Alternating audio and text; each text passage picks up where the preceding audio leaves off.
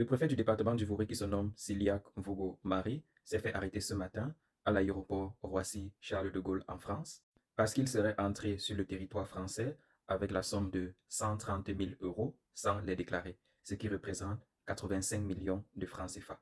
Il semblerait que l'argent était dissimulé dans ses bagages.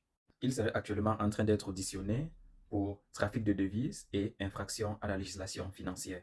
Pour les personnes qui ne le savent pas, lorsque tu entres dans un pays étranger, généralement, tu dois déclarer les sommes d'argent que tu as sur toi si elles sont importantes. Et lorsque je parle d'importante ici, c'est que le gouvernement français demande que si tu entres en France avec une somme supérieure ou égale à 10 000 euros, tu dois déclarer cela.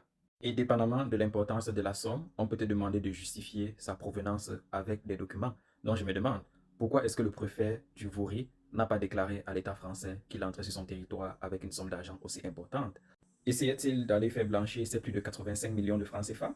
Pourquoi est-ce que le préfet du Vouri n'a pas tout simplement fait un virement bancaire du Cameroun vers la France? Est-ce que ce serait parce que lorsque tu fais des virements bancaires de sommes importantes, on te demande également des justificatifs? On te pose des questions sur la provenance de l'argent et pourquoi est-ce que tu es en train de transférer cet argent où tu veux le transférer? C'est même lorsque vous recevez de fortes sommes d'argent au Cameroun, on demande souvent des justificatifs.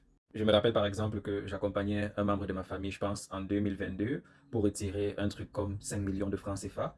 Et on a demandé des justificatifs à mode que qui vous envoie cet argent et qu'est-ce que vous prévoyez faire avec cet argent au Cameroun.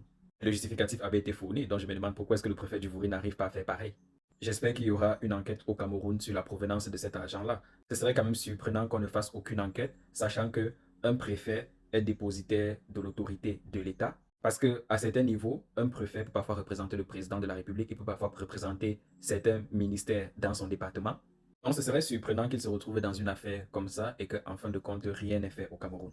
Ce serait vraiment intéressant de savoir comment est-ce qu'il a fait pour entrer en possession de un peu plus de 85 millions de francs CFA et pourquoi est-ce qu'il a dissimulé ces 85 millions de francs CFA dans ses bagages, sachant qu'il aurait pu avoir ces 85 millions de francs CFA directement sur lui. Donc ça démontre déjà qu'il avait de mauvaises intentions, dans tous les cas, affaire à suivre.